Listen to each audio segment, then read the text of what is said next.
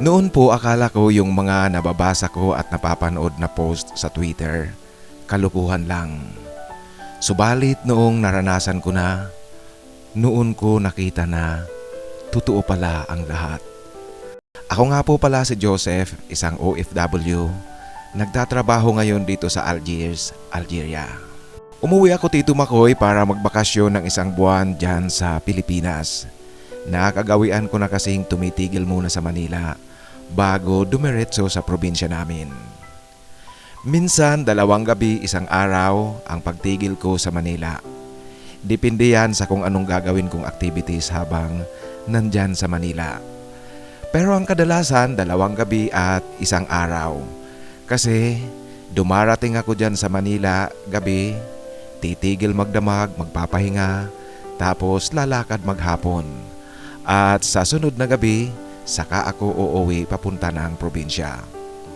Pero pag tinatamad ako at kung halimbawa napapainom sa mga barkada, nai-extend ito ng 1 pang araw.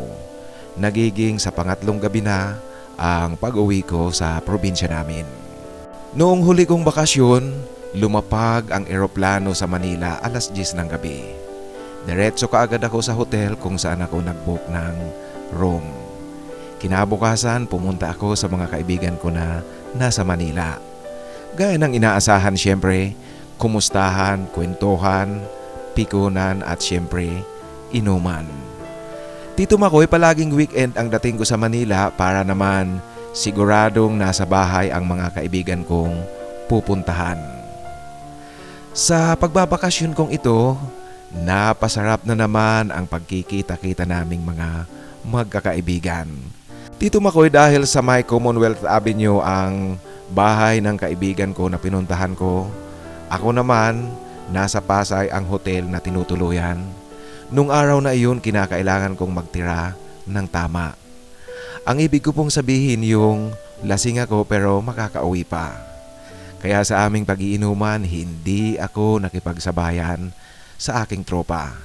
Maraming palipas ang ginawa ko pero sa maghapon nga namang pag-iinuman, nalasing pa rin ako. Pero Tito Makoy, lasing ako na kayang-kayang dalhin ang sarili ko, makakauwi pa ako sa hotel. Nag-book ako ng Grab pauwi sa hotel.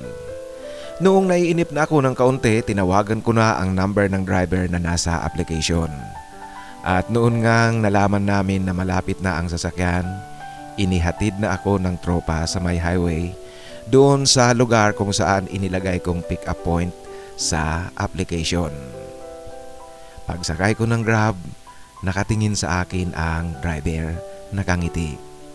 Sumandal ako sa upuan, napapikit ang aking mga mata kasi parang masarap matulog. Mainit sa labas pero ang lamig sa loob ng sasakyan. "Sir, yung seatbelt nyo po pakilagay." Yan ang wika sa akin ng driver. "Ay opo kuya. Mukha pong nakainom tayo ngayon sir." "Ay opo kuya, pero relax lang po kayo. Hindi ako makulit." Iyan Tito Makoy ang sagutan namin ng driver. Habang tumatakbo ang sasakyan, parang nag-i-interview sa akin ang driver. Yung para bagang job interview Tito Makoy. Kasi mga personal ang tanong, kung may asawa ba ako, may girlfriend, kasama ko ba ang asawa ko at mga anak sa hotel. Yung mga tanong na ganoon, masyadong personal at parang nawiwerdohan ako sa kanyang mga tinatanong. "Kuya, single po ako, as in mag-isa ako sa buhay." "Di kaya, ang gwapo mong yan?" "Totoo kuya, single po ako." "Bakit po kayo kuya, single din po ba kayo? May asawa, may syota o wala?" May asawa ko, may anak pero sumasalisi rin paminsan-minsan pag may nagyayaya." Ito ang wika sa akin ng driver. Nakangiting sumulyap ito sa akin. "Tito Makoy, noon ko lang napansin na ang gwapo pala ni kuya. Maganda ang hubog ng katawan. Kanina kasi pagsakay ko hindi ko siya tiningnan ng husto. At mukha ngang merong kakaibang trip itong si kuya. Kasi nagulat ako nang ilagay niya ang kanyang kamay sa aking hita at pinipisil-pisil ito. Kuya, yung kamay niyo po. Yan ang saway ko sa kanya. Ha? Bakit? Ayaw mo ba? Hindi po kuya, hindi ako sanay sa ganyan at wala akong karanasan kaya hindi ko alam ang ibig mong sabihin. Nako, alam mo, mas maganda kung mararanasan mo at malalaman mo ang lahat para hindi ka lang napagkikwentuhan. Alam mo sir, diretsahan ako. Trip kita kung papayag ka. Subukan natin. Ito Tito Makoy ang walang kagatol-gatol na wika sa akin ng driver habang patuloy ang pahawak-hawak niya sa hita ko. Sa patuloy niyang ginagawang iyon, unti-unti na rin akong tinatablan. Ang iniisip ko na lang sana huwag siyang humawak sa aking harapan kasi mabubuking ako kung magkaganoon. Buti na nga lang at hindi na rin nagtagal, nakarating na kami sa Kabayan Hotel kung saan ako namamalagi. Bumaba ako kaagad pagkatapos kong maibigay sa kanya ang bayad. Pero Tito Makoy, bago ako nakababa, Sir, sana magkita ulit tayo. Subukan mo. Gawin natin. Yan Tito Makoy ang pahabol na wika sa akin ng driver. Hindi ako umimik, tumuloy na ako sa aking silid. Subalit Tito Makoy ang weirdo ng aking nararamdaman. Kasi habang nasa loob ako ng aking silid, hindi nawawala sa isip ko at parang nararamdaman ko pa ang ginagawa sa akin ng Grab driver na iyon. Tuloy na tukso akong magbukas ng Twitter, manood ng mga short clips sa mga accounts ng mga lalaking nakikipagsaya sa kapwa lalaki. Naaaliw akong panoorin ang mga clips na naroon sa Twitter. Hanggang sa parang gusto ko nang maranasan din yon para malaman kung ano ba talaga ang pakiramdam. Kung bakit ang mga nasa Twitter ay ganyan, parang nakikita ko tuwang-tuwa at ganap na nasisiyahan. Nakatulog ako ng mahimbing, umaga na nang magising. Nag-almusal ako sa loob ng aking silid at pagkatapos nito ay inihahanda ko na ang aking mga gamit para sa biyahe ko pauwing probinsya sa gabi. Merong tumawag sa cellphone ko habang abala ako sa aking paghahanda. Numero lang ang nakalagay, wala sa phone book ko ang tumatawag. Sino kaya ito? Yan ang nagtatakang tanong ko sa sarili. Hello? Oh, kumusta ang tulog mo kagabi? Sorry sir, sino po ba ito? Ako yung driver ng Grab kagabi. Ano, kumusta ka? Ay kuya, kayo po pala. Paano nyo po nalaman ang number ko kuya?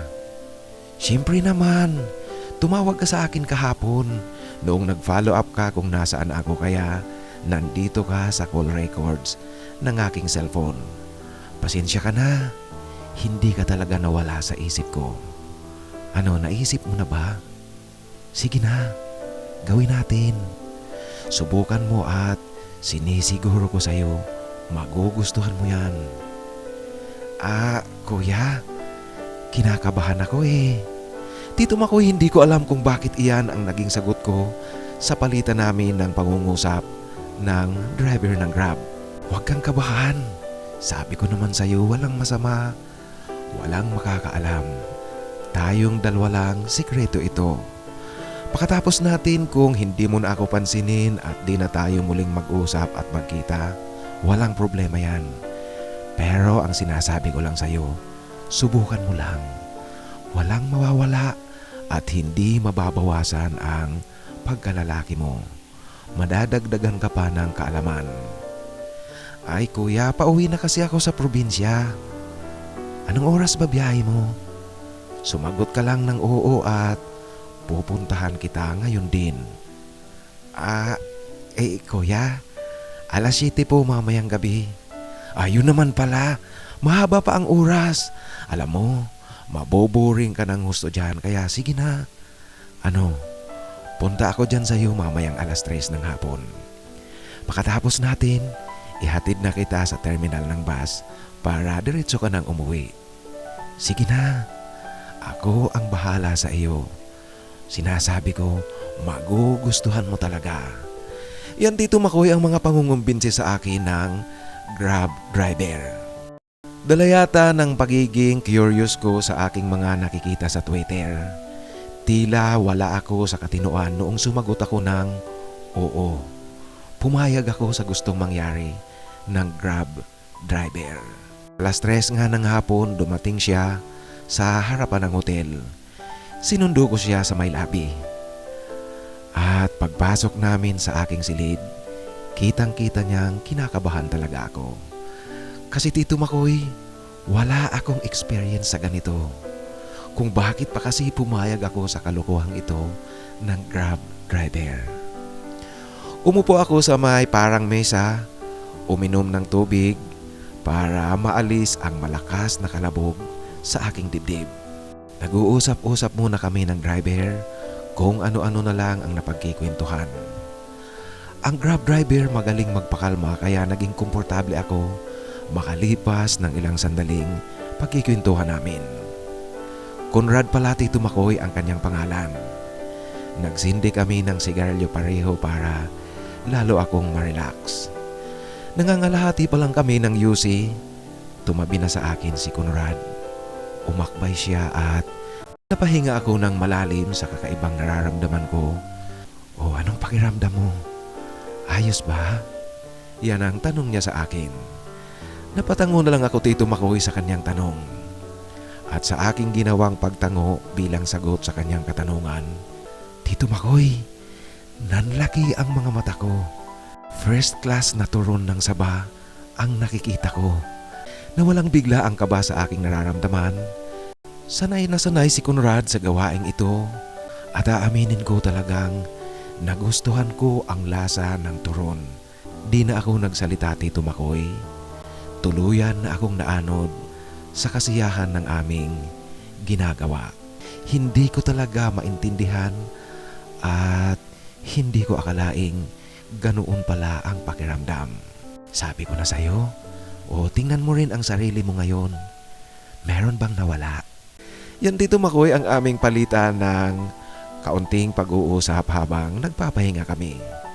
Lubos kong nagustuhan ang aming ginawa. Makalipas nga ang ilang sandali, nakita kong tila babangon na si Conrad para mag-ayos siguro ng kanyang sarili.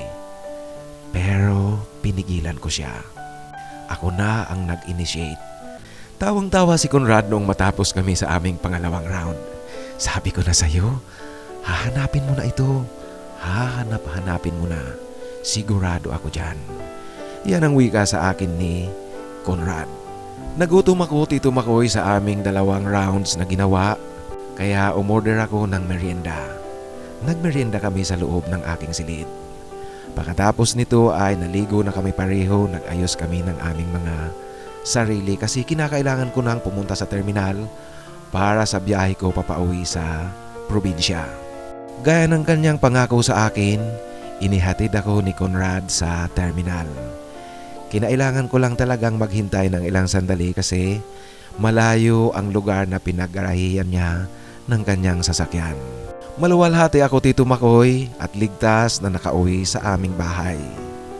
At hanggang sa pagdating ko sa amin, nasa isip ko pa rin ang unang karanasang iyon na ipinakita at ipinaramdam sa akin ni Conrad. Sa kabila ng sinasabi kong masayang karanasan na ipinaramdam sa akin ni Conrad, nawiwirduhan pa rin ako Tito Makoy sa aking sarili. Kasi ang nararamdaman ko talagang lahat na kawirduhan. Hindi pwede ang ganito. Lalaki ako, dapat babae ang nasa isip ko at babae ang ini-imagine ko. Pero bakit ganito? Parang nananabik akong muli na magkita kami ni Conrad. At kung hindi naman, parang nananabik ako na meron muling makasama na lalaki. Nung kailangan ko nang bumalik muli sa Algeria, pagdating ko sa Manila pagkatapos kong mag-check-in sa hotel, di ko na talaga napigilang kontakin muli si Conrad at papuntahin sa hotel. Siya na rin ang naghatid sa akin sa airport at bilang pagpapasalamat at bilang regalong kaibigan, binayaran ko na lang ang pananatili niya sa loob ng hotel maghapon. Ayaw nga sanang tanggapin ni Conrad pero ako na talaga ang nagpumilit rin, Tito Makoy. Ngayon, Tito Makoy, nandito na muli ako sa Algeria. At alam niyo po ba, mula nang dumating ako rito, hindi ko na rin talaga mapigilang tumingin sa harapan ng mga nakakasalubong ko rito. Nakakahiya pero totoo yan. Idagdag pa natin ang nakakaakit na itsura ng mga lalaking Algerians. Di hamak talaga na malulusog ang mga alaga nila. Hindi mo sila matatanggihan kung sakaling humingi sa iyo ng pribadong oras. Sa Algeria, Tito Makoy, ang pakikipagrelasyon sa kapwa lalaki ay isang criminal offense. Maaari kang makulong, pero sa kabila noon, marami rin ang gumagawa ng mga patago. At sa kabila ng criminal offense, meron ring proteksyong ibinibigay ang gobyerno dito sa mga nasa LGBT. Ang weirdo nga kasi, criminal offense pero meron din silang ibinibigay na proteksyon. Masyadong stigmatized dito ang LGBT. Mas malala kung ikukumpara natin dyan sa Pilipinas. Pero marami talaga ang gumagawang patago. Sa katabi ng aking building na tinitirhan, merong isang lokal na Algerian, taga-ibang lalawigan siya. Dito rin siya naninirahan malapit sa aking flat. Mabait siya, Tito Makoy, madalas ko na rin siyang nakakakwentuhan ng daglian pag nagkikita kami sa labas ng building. At sa bawat pagkikita namin at pagkikwentuhan ng maiksi, mula pa noon, napapansin ko na talaga sa kanya na may kaunting lagkit ang mga tingin niya sa akin. At noon ngang nagkita kami muli, nagkwentuhan, inabot ako ng pangungulila sa karanasang ipinalasap sa akin ni Conrad. Kaya naglakas loob na akong niyaya ko siya sa aking flat para umpisahan na maging advance ang pagiging malapit namin sa isa't isa. Aaminin ko rin kasi, Tito Makoy, ngayong naramdaman ko na kung ano ang pakikipagsaya sa kapwa lalaki. Parang gustong gusto ko na ngayon ang kausap kong ito. Ang plano ko ay magkwentuhan lang kami ng masaya sa loob ng aking flat. Nagtimpla ako ng tsaay pagpasok namin tapos naupo kami pareho sa sofa at nagkikwentuhan. Nagtatanong siya sa akin, Tito Makoy, kung pwede raw ba ang Algerian na bumisita sa Pilipinas. Kung hindi raw ba delikado sa mga katulad niya ang pagpunta dyan sa atin. Of course, my friend, you are welcome to my country. Tell me when you want to go or maybe it's good if you go with me on my next vacation. I'll take care of you in my country. Ito, Tito Makoy, ang sagot ko at syempre positibo lahat ang aking mga sinabi. At totoo nga naman, dyan sa atin, wala tayong pinipiling bisitang mga dayuhan. Kaya nga nabansagan tayo na isa sa pinaka-friendling mga locals raw sa buong mundo. Sa aming pagkikwentuhan, unti-unti siya, Tito Makoy, na nag-umpisa ng papitik-pitik sa balikat ko hanggang sa umakbay ito sa akin. Bahagya ko siyang tiningnan at mabilis ang pangyayari. Tuloy, Tito Makoy, sa aming pagtatapos, para akong nagsusumigaw ng kasiyahan. Yes! Yes! 2 nationality na ang natikman ko at nasubukan ko. Natikman ko na ang Pinoy at ang Algerian turon. Trip ko talaga, Tito Makoy, ang itsura ni Hamza. Matapang ang kanyang mukha at may pagkamabangis ito. Pero crunchy. Talagang magugustuhan mo ang kanyang pagiging mabangis na mukha at lalaking lalaki ang itsura. Dahil sa mabilis na naganap sa aming iyon ni Hamza, madalas na siyang tumatambay sa aking flat. Ito'y kapag bakante ako at bakante rin siya. Pero ang kanyang pagpunta sa bahay ay maingat at pasimple lang. Tumatawag muna siya kung nasa flat ako Pakatapos, pasimple at maingat itong kakatok sa aking pintuan. Ako naman Tito Makoy, maingat at mabilisang bubuksan ko at isasara ang pintuan pakatapos na makapasok ni Hamza. Si Hamza talaga hindi mahirap na mahalin at hindi katakataka kung matutokso ka sa kanya. Kasi nga napakagwapo ng kanyang itsura. At aaminin ko na in love na ako Tito Makoy kay Hamza. Subalit ayokong lumalim ng gusto ang aking nararamdaman sa kanya. Kasi alam mo na ang pananatili ko rito sa Algiers ay hindi panghabang buhay. Ayoko talagang masaktan ako sa oras na kung kinakailangan ko nang umalis sa Algeria at bumalik sa Pilipinas. Sa ngayon ganap nang aaminin ko na gusto ko na ang mga pribadong sandali sa kapwa lalaki. Kaya Tito Makoy talagang buong buo na ang isip ko na maghahanap ako sa Pilipinas ng seryoso at pangmatagalang relasyon. Sa Pilipinas ako maghahanap, hindi dito sa Algeria. Dahil dyan, tuloy-tuloy ang komunikasyon ko kay Conrad. Para naman pagdating ko sa Pilipinas, siguradong merong sasalubong sa akin at meron kaagad akong kasalo ng pribadong oras. Pero Tito Makoy, ito'y pansamantala lang kasi may asawa nga at anak itong si Conrad. Kaya naghahanap ako ngayon pa lang ng pwedeng maging pangmatagalan at seryosong relasyon. Hanggang dito na lang po ang aking kwento, Tito Makoy. Simpleng kwento at alam niyo po ba, nais ko lang talagang ibahagi ang kwentong ito sa mga nakikinig sa iyong channel. Gusto kong ibahagi sa kanila ang aking karanasan at aking natuklasan, ganoon na rin ang aking nalaman kung bakit marami ng mga lalaki ngayon ang natutuksong makipagrelasyon sa kapwa lalaki. Napapansin ko talaga ngayon hindi na lang bading ang nakikipagrelasyon sa lalaki. Kagaya ko Tito Makoy, hindi ako bading. Lalaki ako. Attracted din ako sa babae. Pwede ako sa dalawa. Pero nga talagang kakaiba ang pakiramdam kung ang kapareha mo ay lalaki rin. Kung tatanungin mo po ako Tito Makoy kung bakit, aaminin ko sa iyo hindi ko alam ang isasagot ko. Basta Tito Makoy, kakaiba ang lalaki sa kapwa lalaki.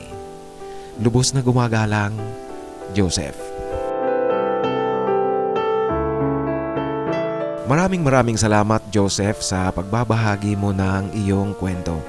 Alam mo tama yung sinabi mo na dyan sa may Algeria. Ang pakikipagrelasyon sa kapwa lalaki ay isang criminal offense. Dyan sa ang Algeria ay nasa North Africa yan. Katabihan ng Egypt, from Egypt going west, northwest. Sumunod sa Egypt ay Libya. At merong parang maliit lang yung Tunisia na sa pagitan ng Algeria at saka Libya. Pero ang Libya at saka Algeria ay magkatabihan. Ang Algiers City kung saan ka nakabase ngayon, nasa may gilid yan ng Mediterranean Sea. Alam mo, sabi ko na sa iyo, totoo yung sinabi mo kasi dyan sa region na yan, North African region at Arab region. Yun kasing lugar na yan, Egypt, Libya, Tunisia, Algeria at saka Morocco, pwede mo yang i-consider na Arab region pa rin. Ang ethnicity ng mga tao dyan ay Arab ethnicity. At ang predominant na religion dyan ay Islam pa rin. At alam mo na, ang pakikipagrelasyon sa kapwa lalaki ay bawal.